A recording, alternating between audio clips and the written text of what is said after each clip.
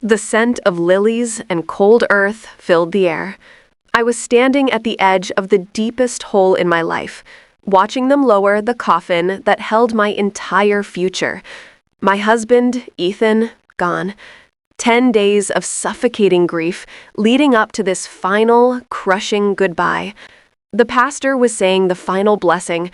The first shovel of dirt was about to fall, and I was bracing myself for the sound of finality when my phone vibrated in the pocket of my black dress. I pulled it out, shielding the screen from the mourners. It was an anonymous number, and the message was a single, terrifying line that shattered my reality. "I'm still alive. Trust no one." My heart stopped. The man I was burying was texting me from beyond the grave, and in that one moment, surrounded by hundreds of people supposedly sharing my grief, I realized I wasn't just grieving a death. I was standing in the middle of a perfect, terrifying lie.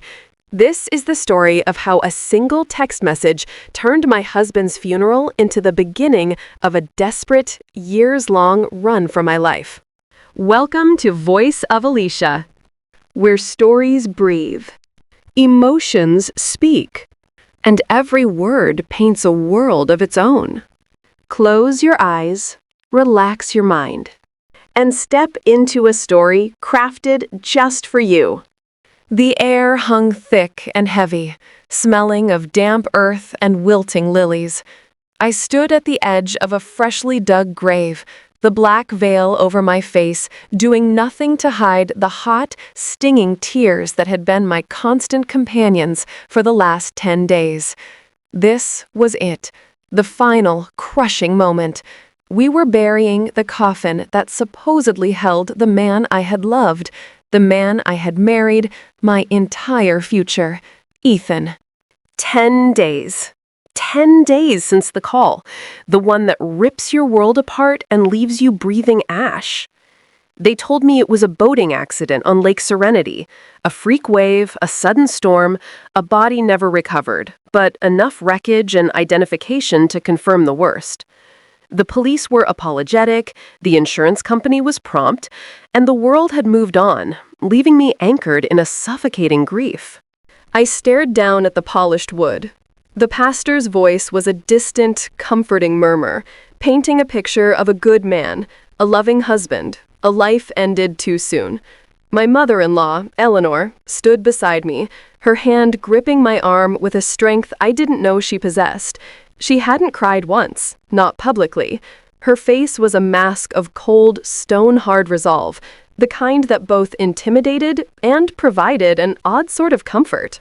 It was right then, as the first spade of dirt was about to hit the coffin, shattering the silence and making the finality of it all horribly real, that my phone vibrated.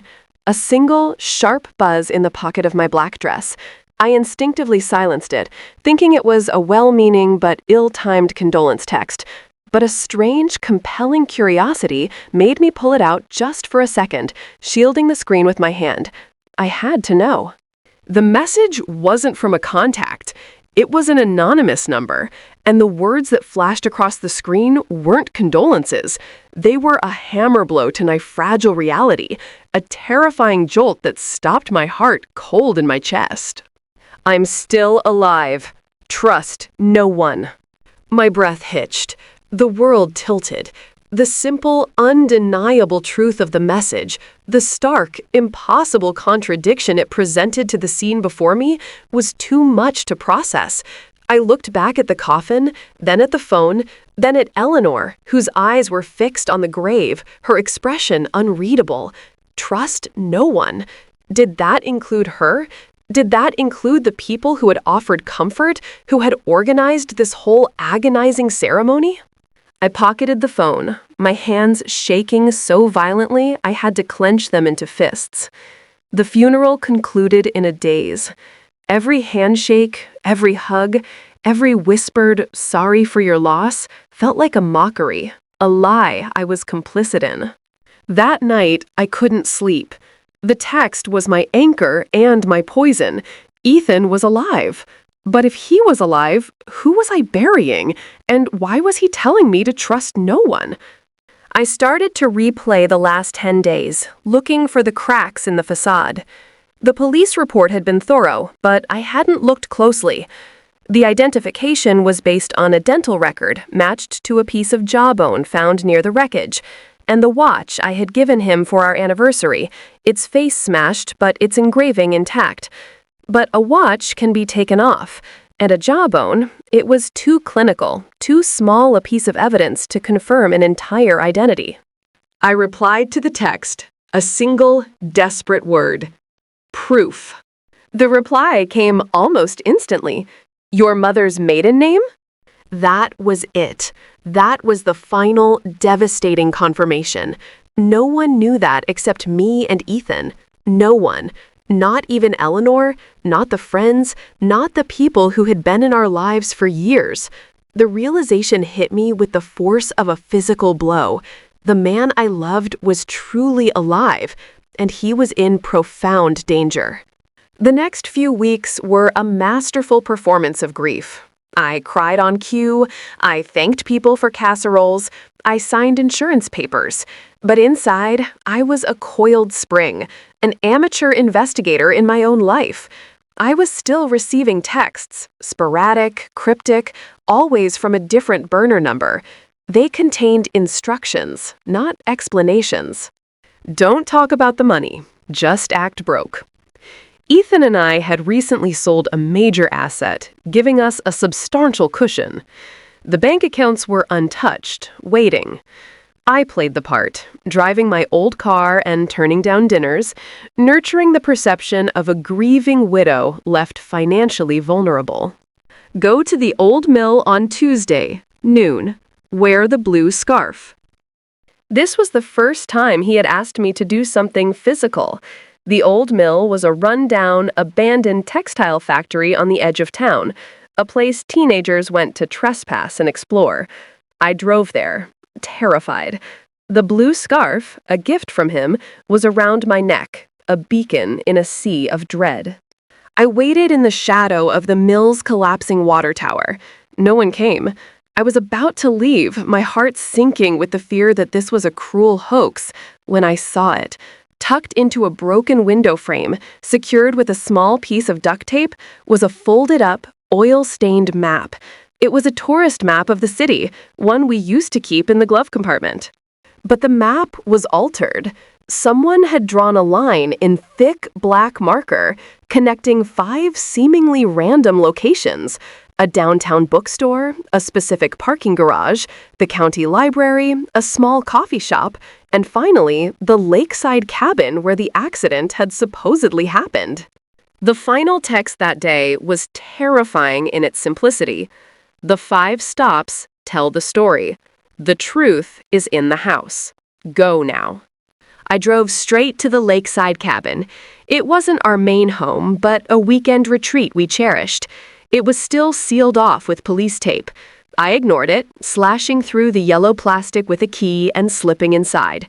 The place was a ruin, having been searched and researched by investigators. I went straight for the fireplace mantel where the map's trail had ended. I ran my hands over the stone, searching for a loose piece, a catch, a hidden compartment. Nothing. I was frantic, running on pure adrenaline and a terrifying hope. Then I looked up. Above the mantel hung a simple, framed print, a watercolor of Lake Serenity at sunset. It was a print we had bought years ago at a roadside stall, meaningless sentimental decor. I reached up, my fingers brushing the cheap wooden frame. It was slightly ajar, tilted a fraction to the left. I pulled it down. Behind the painting, etched roughly into the wooden wall paneling, were 3 letters: R-E-N. That was the connection. It wasn't the 5 stops on the map that mattered. It was the 5 locations and what they had in common. I raced home, pulling out the city map and marking the 5 spots: bookstore, read; parking garage, exit; library, novel; coffee shop, roast; cabin, escape. Ren. It wasn't working. It was too random. I sat there, defeated, the blue scarf still around my neck. And then my eyes fell on the scarf itself, the ring, the engraving, the note. No, I was overthinking. It had to be simpler.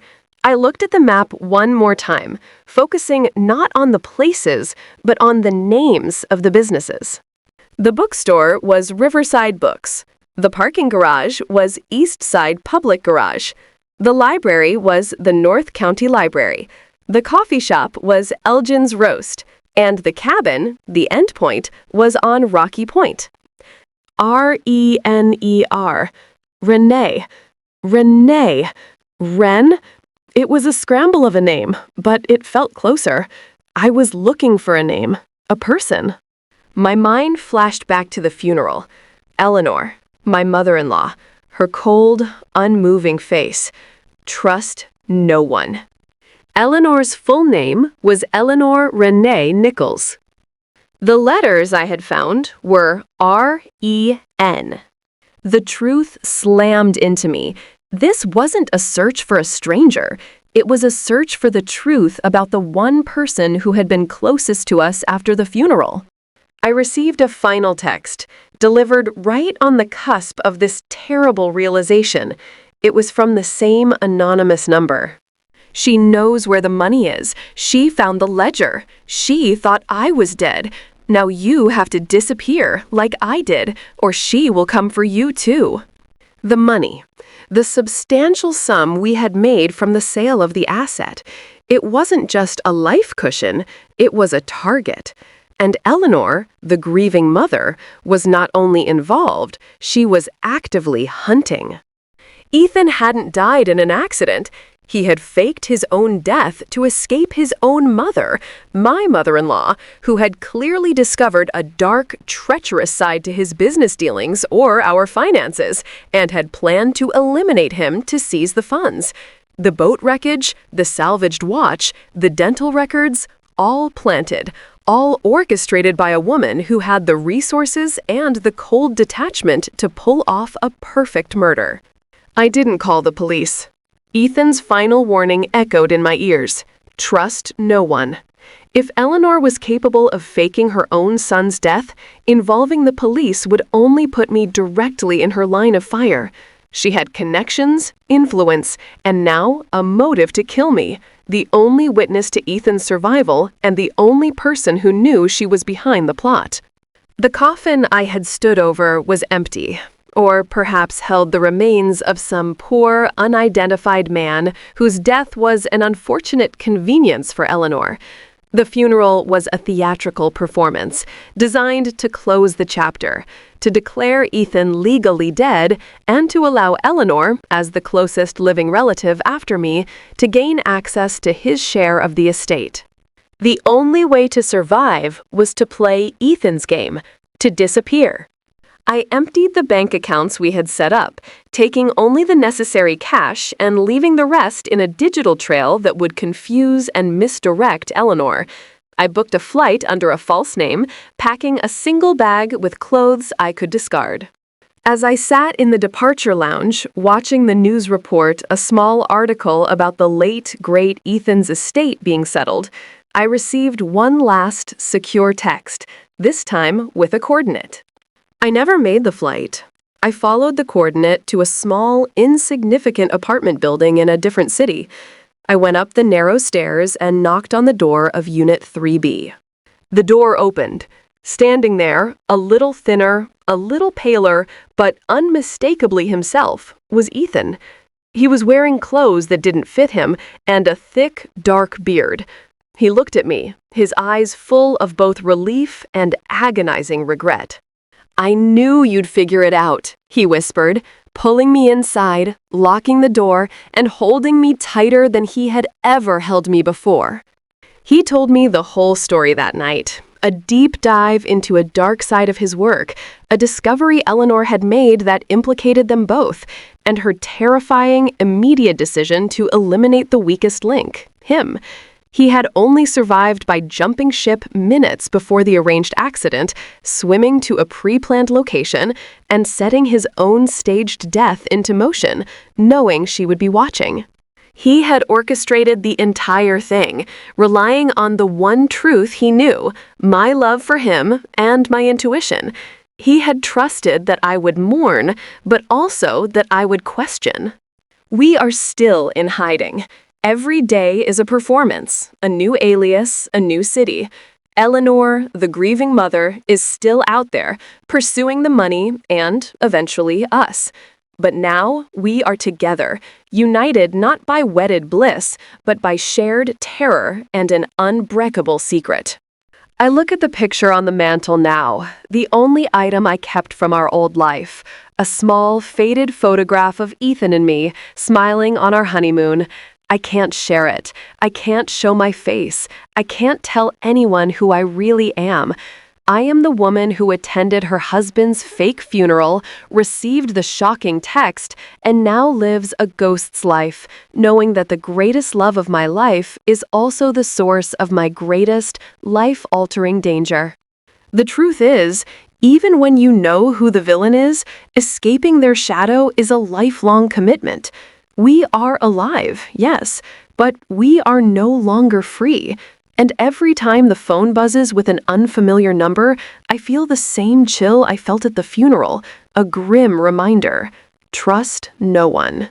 Thank you for spending your time with Alicia. If this story moved you, let your support be felt. Like, share, and subscribe. Your presence inspires the next tale. Until our voices meet again. Stay calm, stay curious, and keep dreaming.